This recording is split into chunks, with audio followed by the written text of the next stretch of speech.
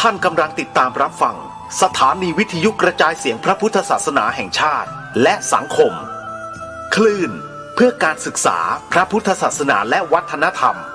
ระบบ FM 104.5 เมกะเฮิรตซ์รายการต่อไปเป็นรายการ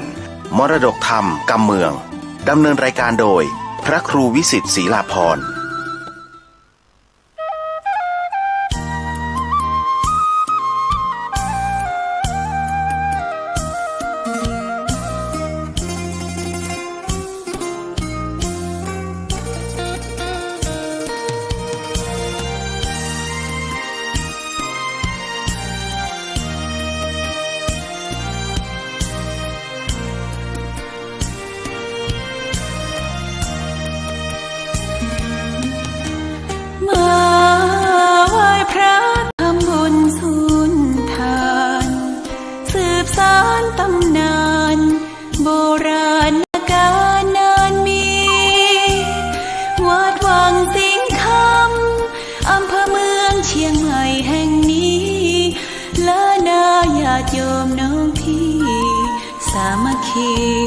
รวมทานร่วมทุน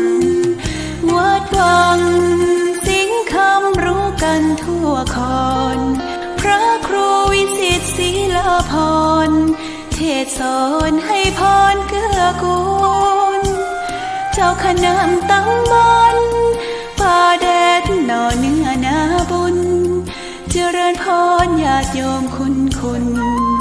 ร่วมบุญร่วมแรงศรัทธาพระเจ้าทันใจคู่วัดวังสิงคำบารมีเลิศล้ำญาติโยมเลื่อมใสบูชาครูบาเจ้าศรีวิชัยให้พรมวลมิตรสิทธาพระประจำวันเกิดเสริมดวงชะตาให้อาหารปลาหน้าวัดสุขใจเชิญร่วมบุญสงน้ำพระธาตุน้อมใจอภิวาทขอบุญสุขใจสุขกายไหว้พระขอพรองค์พระเจ้าทันใจหลวงพ่อประเสริฐเจริญพรอวยชัยให้ท่านสุขใจทั่วกัน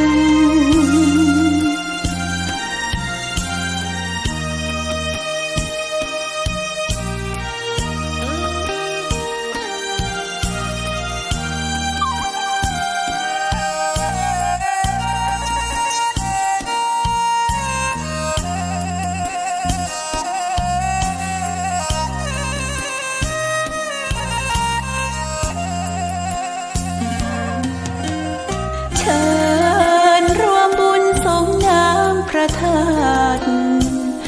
น้อมใจอภิวาทขอบุญสุขใจสุขกายไหว้พระขอพรองค์พระเจ้าทันใจหลวงพ่อประเสริฐเจริญพรอวยชัยให้ท่านสุขใจทั่วกัน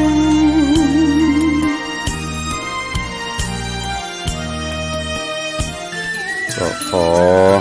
ยกมือ10 นิ้วกราบนบน้อมอย่างพระติรัตนแก้วเจ้าตั้ง3 ประการอันมีพระพุทธพระธรรมพระสงฆ์อันเป็นสรณะที่เปิ่งที่เคารพนับถืออันสูงสุดในชีวิตกราบคารวะแตบไตไวยสาปารมีธรรมพระมหาเถรานุเถระเจ้าคณะพระสังฆาธิการภิกขุสงฆ์สามเณรจุตนจุองค์โดยความเคารพเจริญสุขเจริญพรปออกไม่ออกศรัทธานาบุญตินจองห้องวัดจุหนุ่มเท่าใจยิงก็ขอน้อมต้อนรับทุกท่านเข้าสู่รายการมรดกธรรมกำเมืองและสาระธรรมกำเมือง ต่างสถานีวิทยุกระจายเสียงพระพุทธศาสนาแห่งชาติและสังคมคลื่นเพื่อการศึกษาพระพุทธศาสนาและวัฒนธรรม คลื่นพระพุทธศาสนาและจริยธรรมส่งสัญญาณออกอากาศต่างสถานีวิทยุวัดฝ่ายหินตำบลสุเทพอำเภอเมืองเชียงใหม่จังหวัดเชียงใหม่ในระบบคลื่นความถี่ FM 104.50 เมกะเฮิรตซ์สถานีวิทยุคลื่นพระพุทธศาสนาและจริยธรรมในความอุปถัมภ์ของมูลนิธิพระบรมธาตุเจ้าดอยสุเทพส่งสัญญาณกระจายเสียงในระบบคลื่นความถี่ FM 96.0 เมกะเฮิรตซ์พร้อมกันนี้ก็ขอยกมือ10 นิ้วกราบถวายการต้อนรับและเจริญพรต้อนรับครูบาอาจารย์ท่านเจ้าพระเจ้าประสงค์องค์สามเณรตลอดจนพ่อออกแม่ออกศรัทธานาบุญอุบาสกอุบาสิกา FC แฟนรายการทุกรูปทุกท่านที่ได้เข้ามาติดตามรับชมรับฟังทั้งภาพและเสียงการไลฟ์สดทาง Facebook ไลฟ์ของสถานีมรดกธรรมวัดวังสิงห์คำ Facebook ไลฟ์ของธรรมะคลายเครียด Facebook ไลฟ์ของธรรมะภาคเหนือ Facebook ไลฟ์ของอาจารย์พระครูสมุวิศวัตวรกิโจ Facebook ไลฟ์ของทีวีวัดฝ่ายหินตลอดจนหน้าจอ Facebook ไลฟ์ของ FC ญาติธรรมแฟนรายการทุกท่านที่ได้เข้ามาแล้วก็เมตตาแชร์เสียงธรรมแชร์เสียงบุญนี้ไปยังกลุ่มเพื่อนๆของท่านกราบขอบพระคุณท่านผู้อำนวยการสถานีเจ้าหน้าที่ช่างเทคนิคทุกสถานีขอบพระคุณญาติธรรมทุกท่านที่ได้ให้กำลังใจรายการนี้ดำเนินโดยกล่าวกับผมอาตมภาพพระครูวิสิทธิ์ศรีลาภรณ์ตุลงในวังเจ้าคณะตำบลป่าแดดเจ้าอาวาสวัดวังสิงห์คำตำบลป่าแดดอำเภอเมืองเชียงใหม่จังหวัดเชียงใหม่เป็นผู้ดำเนินรายการปะกันเป็นประจำตั้งแต่เวลานี้เป็นต้นไปจะได้น้อมนำเอาเสียงธรรมะแบบปืนบ้านล้านนาภาษากำเมืองมาเทศนาฮือทุกท่านก็ต้องขอประทานอภัยสุมาอภัยสำหรับญาติโยมที่อยู่ในภาคอื่นบางท่านก็อาจจะรับฟังภาษาถิ่นภาษาเมืองเหนือรู้บางท่านก็อาจจะฟังรู้บ้างไม่รู้บ้างบางท่านก็อาจจะฟังไม่รู้เลยก็ติดตามรับฟังกันไปเรื่อยๆฟังวันละนิดวันละหน่อยเดี๋ยวก็จะรู้ศึกษาค้นคว้าไปก็จะเป็นกำไรชีวิตสามารถที่รู้ทั้งภาษาภาคเหนือภาคกลางภาคอีสานภาษาต่างประเทศภาษาอังกฤษเราศึกษาได้แต่นี้เป็นภาษาถิ่นภาษาที่บรรพชนเราได้นำมาใช้ในถิ่นต่างๆอันนี้ตุลุงก็ต้องขอแจ้งให้ทุกท่านตัวเองวันนี้เจริญปอนเจิญปอออกแม่ออกศรัทธานาบุญเจ้าข้าทั้งหลายได้สดับรับฟังเป็นลำดับไปณโอกาสบัดนี้นะโมตัสสะภะคะวะโตอะระหะโตสัมมาสัมพุทธัสสะอิตังทุกขังอริยสัจจังจาติปิทุกขังจันรามปิทุกขังปัญญาธิปิทุกขังมรณัมปิทุกขันติติสัทธโวดูราโสตุจนาสัพปุริสะตั้งหลายตั้งยิ่งใจหนุ่มเทาและมุนลาศรัทธาเก้าเงาจุขิงโคน มาป้อมเป่งกันกุศลพรั่งพร้อมกราบนบนอบน้อมสรรสาบมาฟังพระรัตธรรมมาดวงประเสริฐเพื่อเฮือบังเกิดสติและปัญญาจงฮือเอาสายศรัทธานั้นนามาเป็นที่จังเป็นที่ตั้งทานร้องฮือดุจจะดังขันตองใบใหญ่มาลองรับใส่บุพา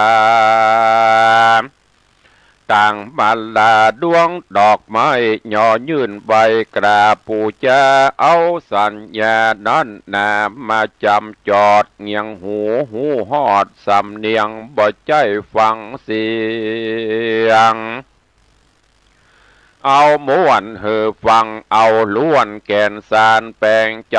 เจยบานต่อตังบ่หือป่าปาดฟังไปนายการห่วงใหญ่เป็นวางเอาใจห่างการงานการลูกหลานเอาเก็บไว้ก่อนมายังผ่อนตั้งในหาอาหารตั้งใจเติมแทงด้วยการมาหูแจ้งแห่งปัญญาจากดวงธรรมมาสอนบอกอันอาหารไปนอกก็เสาะหามาเมินกันจำเพลินศีลธรรมพระเจ้าก็คือห่อข้าวกินเตียวตังเมื่อชีวิตได้ไว้วางปงขาดมรณะตายไปก็จักเป็นปาไทยยะเขาห่อเสบียงต่างเตียวต่อไปแดนสวรรค์แดนสุขสันต์ลำยิงคือเมืองแก้วมิ่งมหาเนตรปานและนาพุทโธเมโลกันนาโถพระพุทโธตนผ่านแผ่วตนเป็นครูเก้าเงาแห่งพระพุทธศาสนาพระมีเมตตาเตสนาภายโพธเพื่อให้เกิดสุขประโยชน์แก่สัตว์โลกตั้งหลายดังจักบรรยายเล่าขานไปนะจุงเอากันอดทอมทาดาฟังพุทธวจนังพระพุทธังหากกล่าวไว้เฮอมนุษย์เฮาลุ่มไตตั้งมวลมาสมเปิงกวนรอดมาหูแจ้งจอดถึงสภาวะสังขารหูโกดสงสารธรรมชาติว่ามันมีอำนาจเหนือชีวิตคนเฮาบอกวนหลงมัวเมาประมาทเกิดมาลังจาดคือเป็นสัมมาทิฏฐิคือว่าฮือหานกองดีตัดแม่นหันเม็ดแก่นสัจจังพระพุทธังหากกล่าวไว้ว่าเกิดมาน้อยลุ่มไตเป็นทุกข์มากนำนา ทุกขังอริยสัจจะคือทุกธรรมดาติดต่อทุกเกิดก่อตัวกันมาจาติปิทุกขาทุกปฏิสนธิมาบางเกิดกัวทุกก่อกำเนิดเป็นคนจะราปิทุกขาทุกเววนเมื่อแก่เมื่อเฒ่าแม่นบรรลุนั่งเตาก็อิดอ่อนโรยแรงพญาทิปิทุกขาทุกพญาตมาเผื่อแฝงฮือเจ็บป่วยไข้มรณะปีทุกขาทุกเมื่อไกลมิ่งโมยมรณาอันนี้แลคือทุกสภาวะขันธธาตุภัยบทหลวงโป้นอำนาจของมันเป็นทุกมาเกาะพันจองห้อยเป็นตุกสืบถอยตัวกันมาพระพุทธาตนองค์อาจว่าบอกควรประมาทลาสา กวนพิจารณาที่ทวนก็จักหันล้วนทวนว่าเป็นกองตุกตั้งมวลแต่และนาสาธาสาธุชนตั้งหลายเฮยจุโพจงมาส่องหูยังกองตุกตั้งหลายมันมีมากมายหลายหมู่เกิดเป็นกู้ของคนพระตัดสามปนตนวิเศษยี่แจ้งเหตุไขขี้ญาว่ามันเกิดมาจากตัวตัณหาก็คือ ความอยากความมักมาของคนเกิดมาในตัวตนคนเฮาตัวนาตันหาตัวบาปกราปาเฮือเกิดยังกองตุกตังโมวนพระจริงจักจวนจี้เหตุว่ามันจังก่อเกิดกิเลสโทมนาตัวตัณหานี่แน่นาก็เก้าเกิดรากเงาเฮือเกิดยังกองตุกต่างนาเจเลนาพระสัทธาสวดสดาผ่านแผ่วจีฮือหันแล้วว่ากองตุกมันเกิดจากตัวตัณหามนุษย์สาเพื่อบ่ฮือมนุษย์คนเฮาหลงมัวเมาก็กอดฮือสวะตุมตอดตัวตันหาเดินนาแม้นหากมันนะก็ฮือหูหมายผ่อนหูจักย่อนเบาบางหูสวะวางตุมตอดบ่เฮือใดก็กอดเป็นอุปาทานเอาสะโมเจทะปะหารมาฟันฝักลาบตันหาตัวก็หูหายและบ่าวมาหมายบางก่อนจากหันหนตั้งสุขาสุขบังเกิดความสุขลำเลิศมีมาอ่านว่าตัณหานี่นะมีหลายหมู่ตัณหามีอยู่3 ประการกามตัณหาคือความปรารถนาใครมีใครได้ตกต่ำไตปัญจกามกุล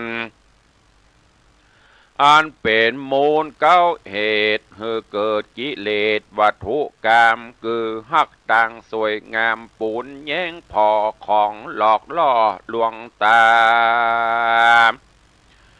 มีมายาจูจอบหูจูหาหูสู้จอบฟังเสียงสัทธะสำเนียงฟังมวลเสียงเรารวนปูนฟังตกเป็นคาหูดัง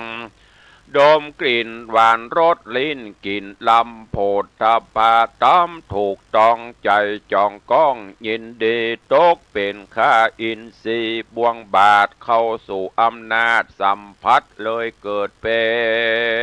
นอิทธารมและอนิทธารมโกดแขวดโลกธรรมตั้ง8เข้าก็กุ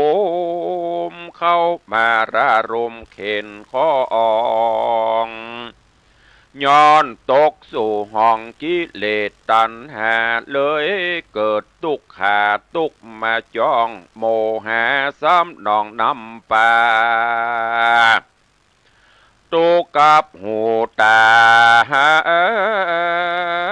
การก้อยการพอกับสิ่งบ่มีพญาตสายฟ้าฟาดยามฝนพ้องแอวสุกโซนในป่าตัดไม้มาผ่าแปลงหลวบบ่ได้ระวังตัวไม้ก้นหนีบ่ปูนตายไปพ้องก็แม่เสียอกเสียใจอกหักโดยกรรมหักกรรมลมแม้บ่สมไฟ มาโมยมั่งกินยาตายพ้องหัวใจวายตาย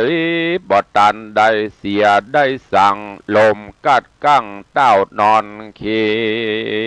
ยง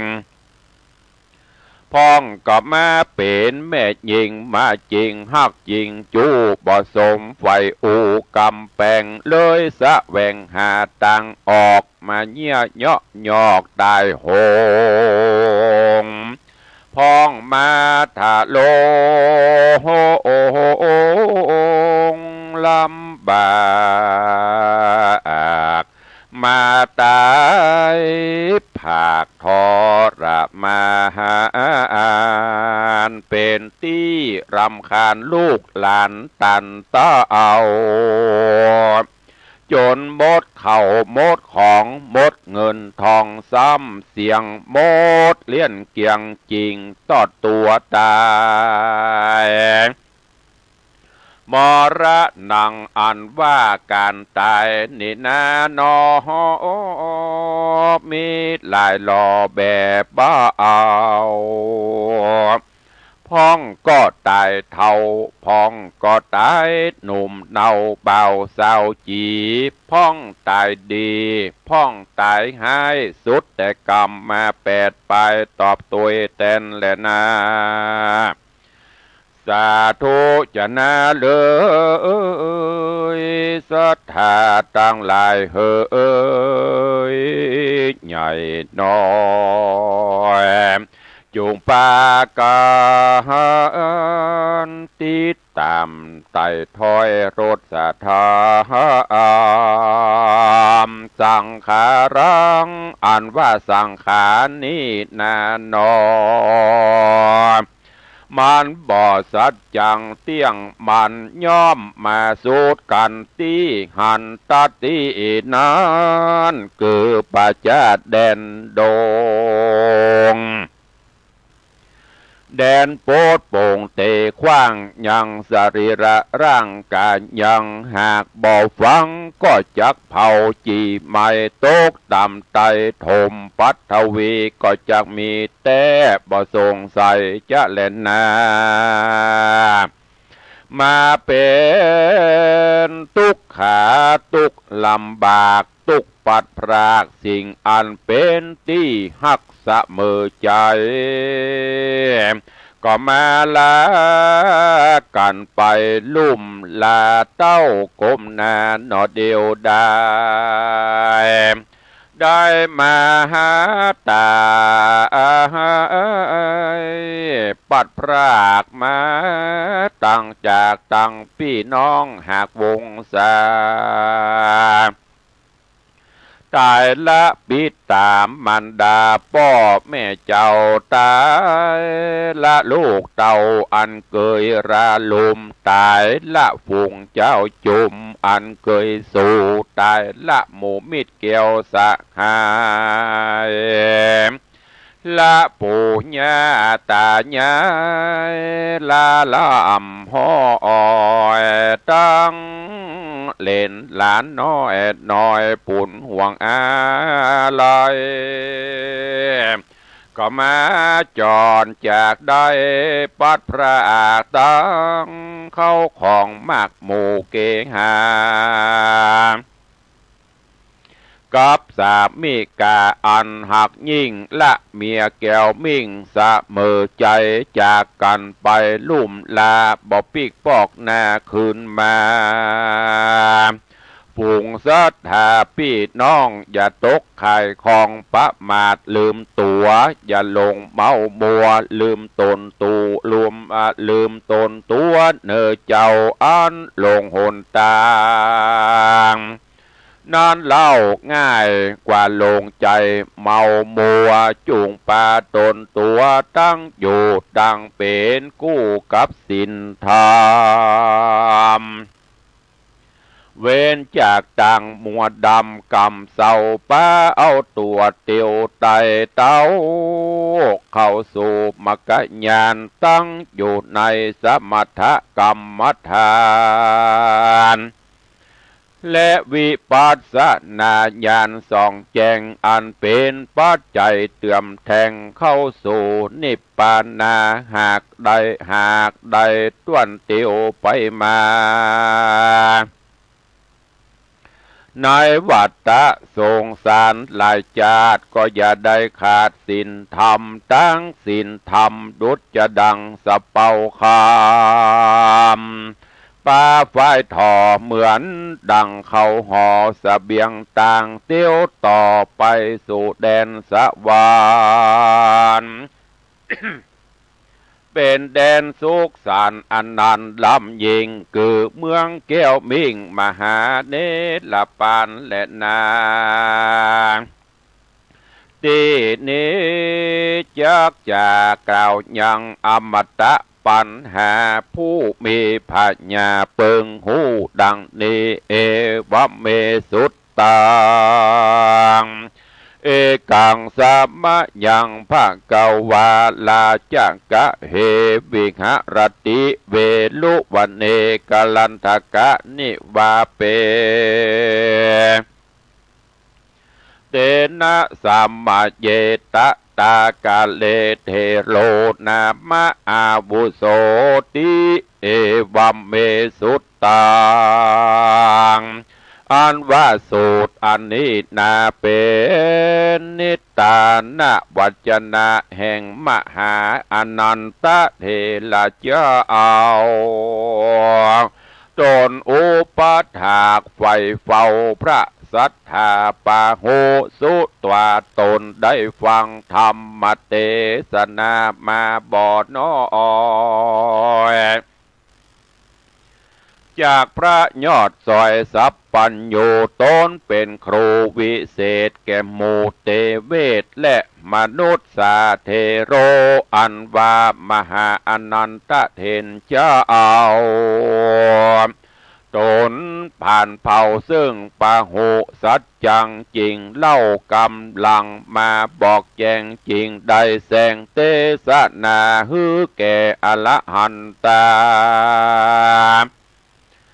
500นั่งเป็นถอยเรียงงามในตั้มกลางทรงองค์กจาดเป็นขีนาสาวจาดอริญาอันมีมหากัสสปะเถรเจ้าเป็นเก้าเงาแห่งสังฆเจ้าหมู่ขีนาว่าพันเตข้าไว้แดกมหากัสสปะเถระเจ้าตนแก่เท่าโดยอาวุโสอนันโตตนข้าชื่อว่าอนันตะอิตังสุตังกาละกะลิสูตรนินา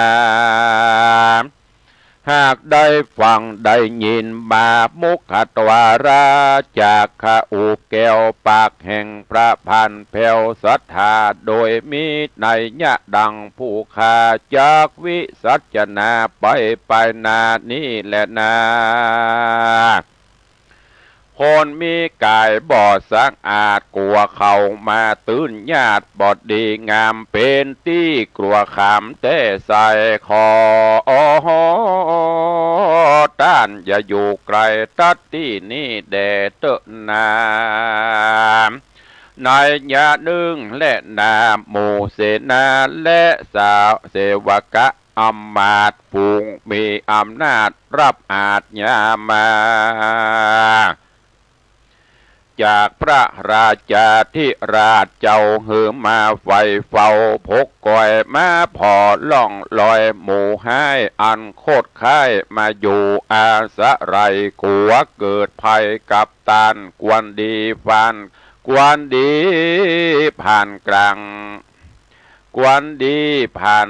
กลางก้ำกลางกวนดีผ่านกลางค่ำกลางคืนกวดตังปืนและสินาดมาปังป้าถูกตนตัวมาปุ่นดีกวดดีญาณต้านกวนไปบอกฮือนายบ้านเขาได้หูและเข้าใจแต่และนาทีนา มหาเทนเจ้าเอาตนหนุ่มเนาเจือจาดอริญาจริงเมวาจาตอบถอยเป็นกรรมจื่นจ้อยปิญาวาดโดราอุปาสกาอุปาสิกาผู้เฒ่าเฮายินดีแต่เราอันต้านหากขุนนาเฮาบอกมีสังมาฮือเขาลูกญาติมีแต่บาทกับผ้าติดตัวเฮาบอกกลัวเขาจักมาจริงลูกจักอาสาลายอยู่บ่เมินจักอยู่จำเริญกรรมมาทานเต้าแต่อดสาหะและบ่มีปมาตะลาสาประมาทในสุสาวาสกลางคืนการนั่งนอนเตียวยืนในอิริยาบถตั้งสี่ก็จักเป็นที่ควรระวัง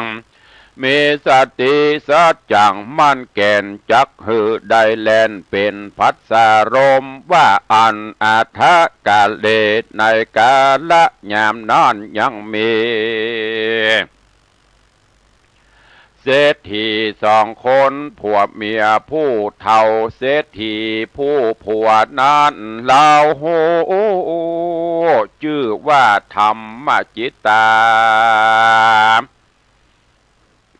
ส่วนปริญาเมียชื่อนางปฏิดารูปโสภาหนุ่มเนามีลูกเต่าผู้หนึ่งชื่อว่านางเขมางามโสภาจืนจอยพงเป็นสาวหนุ่มน้อยสิเนงหาเป็นที่เปิงตาแก่หมู่ทะลามแล้วเบาหนุ่มมาเจยจุมจมหวนเป็นนิรันดร์ใจมาป่องใครได้ไฟแฝงหักนางจอมแป้งและเขมามากนักหนาก็มีแหละนาสาปิเขมาส่วนอันวาดนางเขมานางทิดางามบ่เศร้าอายุบ่เท่าตันแก่ก็รีบเข้าแผ่สู่มรณาย้อนเปียติโลกามาปาดชีวิตเสียงขาดเมื่อมอนสองตามอนพ่อแม่เท่าจ้วงจวบเข้าเมาวินปั่นบาคนตัวหน้าป้ากันเสียได้มากนักแต่และนาส่วนคนตั้งลายเขาคงควายส่งสะการยังสรีระซากช่วยกันหามจักตะลากซากแห่งนางเขมางามหนุ่มเนาป้ากันไต่เต่าเข้าสู่ป่าจาสุสานก็มีและนางอาทาน้อยกาละยามนอนอย่างสองขาผัวเมียผู้เฒ่าขันนิ่งเล่ากองดี ว่ากวนดีเอาซากผีฮือเป็นประโยชน์ฮือคนตั้งหลายหันโทษในวัฏสงสารจริงไปบอกยังอาการฮือธรรมเจติเศรษฐีหูแจงว่าลูกศิษย์แห่งพระมุนีนายด้านมาโยภายโพดยังสัตตโลกในที่นี้กวนดีเฮาตั้งไหลไปไว้สาไปสักการะปูจาแต่และนายามนั้นยังมีเศษนาอำมาตย์ผู้หนึ่งแห่งพัญญาปะเสนาที่โกสระตนองค์อาจอันเป็นกษัตราธิราชเมืองสาวัตถีเสนาบดีก็นำเอาข่าวสารไปทูลสารทูลเก่าเฮือพญาเจ้าได้หูข่าวอันมหาเถรเจ้า มาอยู่เมตตา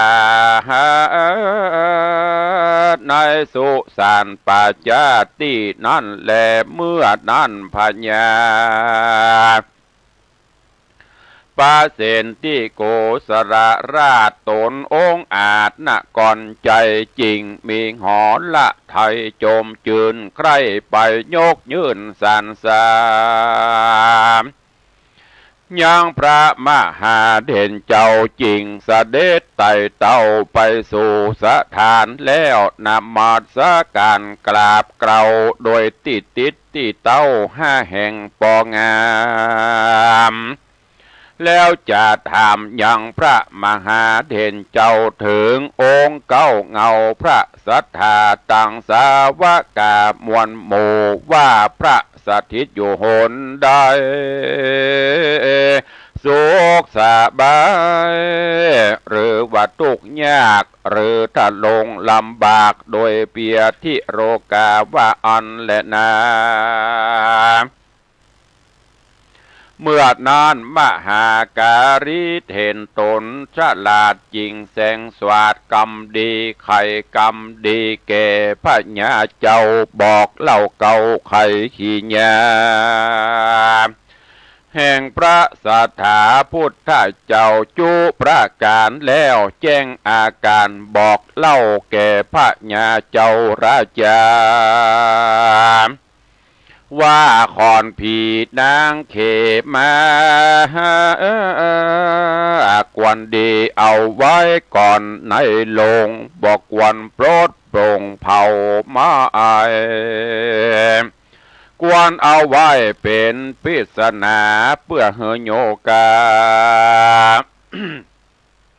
เพื่อเฮโยกาวัจระเจ้าต่างคนหนุ่มเทาอุปาสกาอุปาสิกาที่เอากันมาเล็งพอคือได้หันต่อยังตาจักได้พิจารณาหือหูก็จักเป็นครูสอนใจจักเป็นปัจจัยไปนาโอตสาหะทาฟังไปดังเฮาจักไข่เตื่อมแจงหือหูตัวแห่งปิศนาปาหุจะนาอัมมตาปานหังโสตัวเตนะอุปเยนาโกสะลาหังปันหังอาจิขิงสุติมหาราชโดรามหาราชตนองค์อาจจุงหือคนต่างหลายมาฉลาดในธรรมเอาตัวถอนห่างดังสอก่อสร้างแต่ตั้งดีเอาตัวหนีจากบาปหูขนาบโมหะเข้าสู่ศาสนาเป็นติจางเอาตัวตั้งอยู่ในศีลธรรมเอากุศลกรรมเป็นตั้งเตียวไตใจเฝ้าไฟตั้งตามีศีลบานดีโจมจืนใจต้องตื่นภาวนาปั้มเป่งเมตตาเตื่อมแทงอันนี้และได้ชื่อว่ามามืดแล้วไปสว่างแจ้งมะอัตโมตมะปะละญาโนโหนแถมจำพวกหนึ่งนะได้เกิดมาพบศาสนา ได้เกิดมาพบต่างมัวมืดบ่เจือพืชและขากุบ่เจือพืชและขากุนบ่ห่มต่างบุญไปหนุนต่างบาปใจบ่อาบโดยต่างศีลต่างธรรมสะหากรรมมาจอดสะเอาเวรมาคองขอดคำเขใจบ่หันเหปิกปอกมาจมในคอกแห่งตัณหาอหิริกาใจบ่อายต่อบาปอโนตปะ ใจนั่นหยาบบ่สะดุงกลัวบายอันว่าคนเฮาตั้งหลายนี่นามีแต่การประมาทลาสาบ่พิจารณาเกิดดันสอดบ่เกิดรอดถึงตัวตนองค์พระตัสสะปนตนผ่านเผ่าพระพุทธเจ้าไข่ขี้ญาพระหากสำแดงหือหูว่าคนเฮาจุผู้ใดใจสติปัญญาพิจารณาไปใจเอาสติปัญญาเป็นไม้ไต่สองตั้งเดินแม่นบางความเจริญไปหน้าก็อย่าฮือใจถอยจ้าโดยบาปกรรมฮือมีศีลธรรมประกอบเลี้ยงชีวิตย่อเป็นสัมมาอาชีโวอาโลภโหบ่มีใจละโมบใจขี้โลภโดยตัณหาหันวัตถุของนาแห่งเปือนใจบ่ทำเถื่อนเบียดบังเอาตังจุเผาหลอกโตโอมเอาโจรเปิ้นล้มบำบายหือเปิ้นชิบหายซ้ำเสียงหมดเลี้ยนเกลียงตีอยู่อาศัยหือเอาใจเฮาไปเข้าใจคนอื่นต่างคนก็ต่างไกลสุขยื่นเหมือนกันอย่าไปหันแต่ต่างใครมีใครใดมันจ้างเป็นของฮ้อนไม่เมื่อไปโดนกรรมมาโดนเวรจ้างมาหมุนตอบแทงตัวได้หิวหอดแห่งเมื่อไปลุนทุกขโตทุกขทานนังปากันระวังไปแต่เนอใจตัวแก่ตานคนอื่นไว้มันจ้างใดตัวเมื่อไปลุนและนาศรัทธาตั้งหลายยิ่งใจจูโพปากันมาพรำโหแล้วจำปาก็จักเป็นปาไทยยังคือเข้าห่อเป็นเสบียงตางเตียวต่อเข้าสู่ยังมักกะญาณอย่าเมาสงสารนี่นามันบ่เป็นแก่นแก้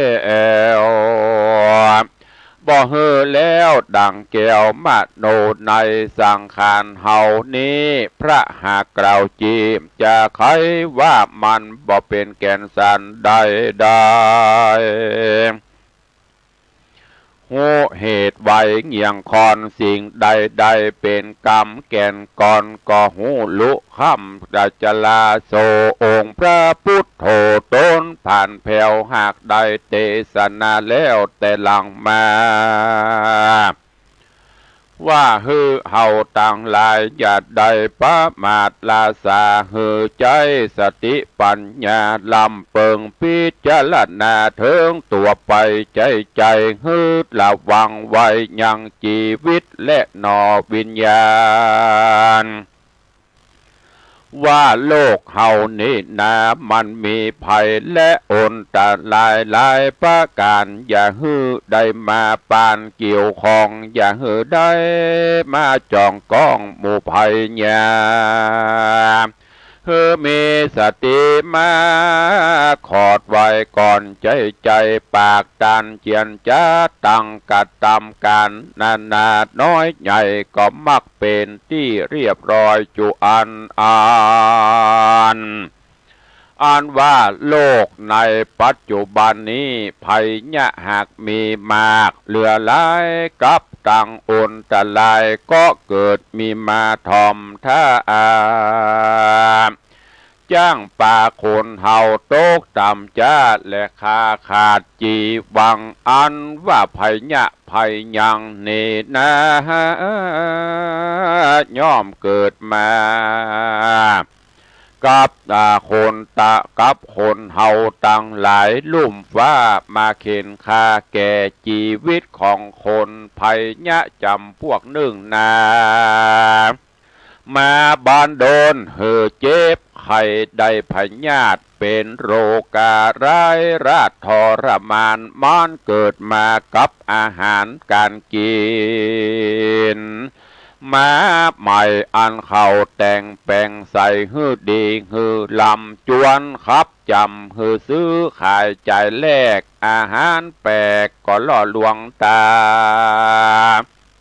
พ้องก็ปลอมแปลงมาลวงลายฮือได้จำนายเงินดีใส่ตังแสงสีแต่งยองฮือได้ต้องตื่นตาคนเฮาล่อลวงเผาจุหลอกหาตังออกกับการกระทำผิดเป็นทุจริตบ่ชอบบ่ประกอบโดยสัมมาอาชีวกรรมภัยยะแถมจำพวกหนึ่งนาเกิดมาจากคนปาลาใบบาปคือคนบ่สุภาพตั้งศีลตั้งธรรมคนใจดำกระหยาบเอาตังบาปเป็นอาจินเป็นตังหากินเข้าออกบดได้ตังหลอกก็เอาตังลวงและจุไล่คนใจง่ายโดยโมหะตัณหา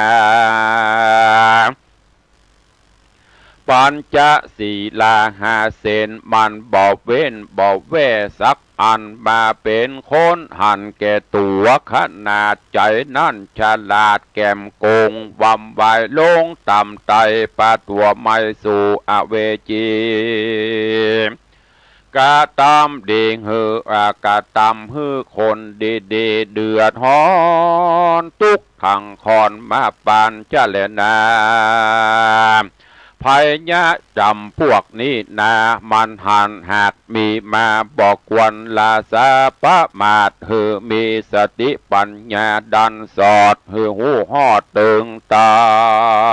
นว่าคนเห่าหันแต่ใดก็เปื้อตัวตันหาไม่เผาลนป้ากันถอยหนหนีจากศีลธรรมพระเจ้าหากบอกเขาถึงใจจะแลนาสัปปะมวลหมู่ภัยในลุ่มไตมีบ่อไรนานำภัยเกิดจากเงินคำสมบัตินามีมากกวางจ้างมามั่งเมื่อมอนเป็นตุกจรเจียนจากหือได้พระกองและนาตุมเหพระวันตาดูลาตันตังลาอันมากฎหมายพรำโหเข้าสู่ฟังธรรมจุงอดสาหะจำหือได้เอาเป็นไม้ไต่สองต่างดีจิตวิธีไปนาฮือพันเอาเมืองฟ้าและเนลปานแต่แลดนาอานิสังสาการกะตำยังสลิละซากวากะเลกะลาคนตายย่อมมีอานิสงส์เหลือแหลกควรมีแก่เฮาทั้งหลายมีใจหลีกลูสู่กองดีแล้วป้ากันปั๊มเป่งบุญญาปาลมีเตื่อมแทงตามหักตามพระหากแสงเทศนาตานังการว่าการฮื้อตานบริจาคสละวัตถุเข้าของน้อยมากเป็นตานสีลังฮื้อมีสินใส่งามบ่ซะเอาศีลห้าศีลแปดนั้นเรามีกับตนตัวภาวนังฮือมันภาวนากองดีมาใส่ตนใส่ใจฮือสว่างแจ้งเพื่อเติมแทงปัญญา มีหูตาใสสะอาดใจฉลาดเชื่อกองดีไปใจก็จากเป็นตั้งไตซึ่งความดีพ้นจากต่างทุกข์และโตดเตียนย่อมได้ประโยชน์สุขตั้งชาตินี้และชาติหน้ามีมหาเนรปันเปะบ่จ้าบ่ยาจ้าเลนานิธิตังขีญาอันเตสนายังอมตะปัญหาสูตตันหาสามเงาก็บังโกมสมฤทธิ์สเดชพระธรรมเทศนาเรื่องตัณหาสามเงาที่ได้นำมาเล่าเทศนาฮือญาติโยมศรัทธานาบุญทั้งหลายได้รับฟังกันก็จบปริปุณนางไปเรียบร้อยฟังแล้วอย่างที่ได้บอกไปคติธรรมสารธรรมขอได้น้อมนำไปประพฤติปฏิบัติในตัณหาสามเงาซึ่งตุเจ้าได้เทศนาคือท่านทั้งหลายได้รับฟังว่าคนเฮาถึงวันนี้ภาวะโลกเฮาเป็นเช่นนี้ก็เพราะกิเลสตัณหาโลภะโทสะโมหะความโลภความโกรธความหลงที่มันประชุมจุ่มนุมในจิตในใจทำให้บ้านเมืองเฮาหรือว่าสังคมเฮาต้องมีอันเปลี่ยนไปประกอบจนโดยภัยยะต่างๆที่มันมาตามสมัยโรคภัยไข้เจ็บบ่เดียวก็นักมาถึงอาหารการกินถ้าเฮาบ่พินิจพิเคราะห์พิจารณา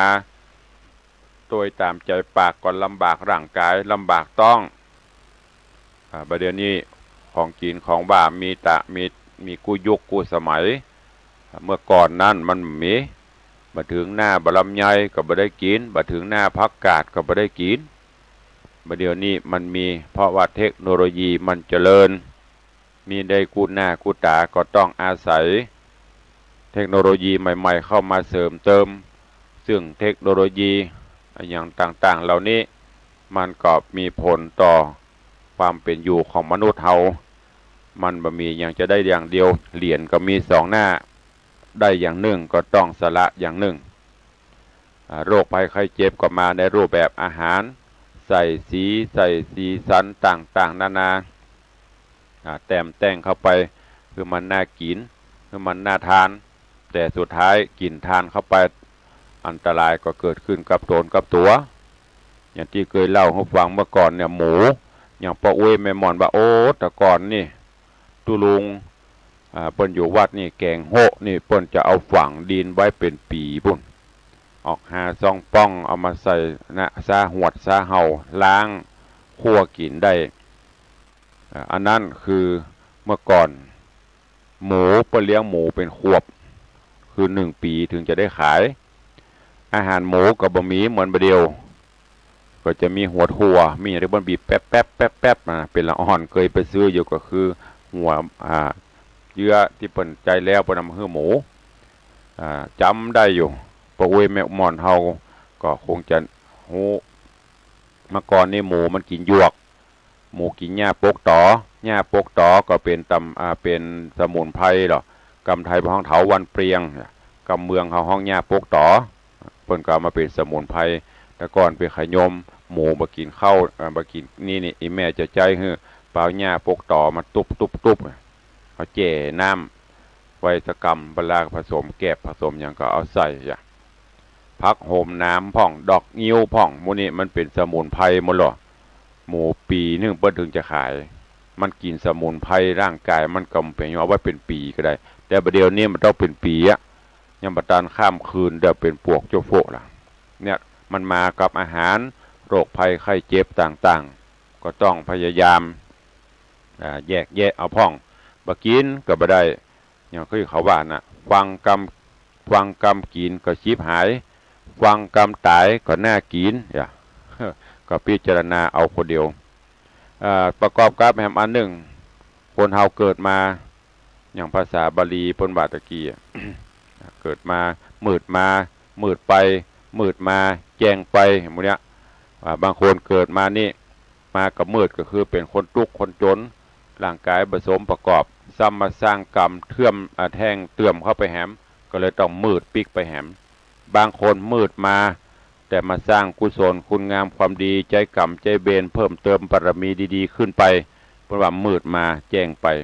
บางคนมานี่แจ้งใสสว่างมาพบปะ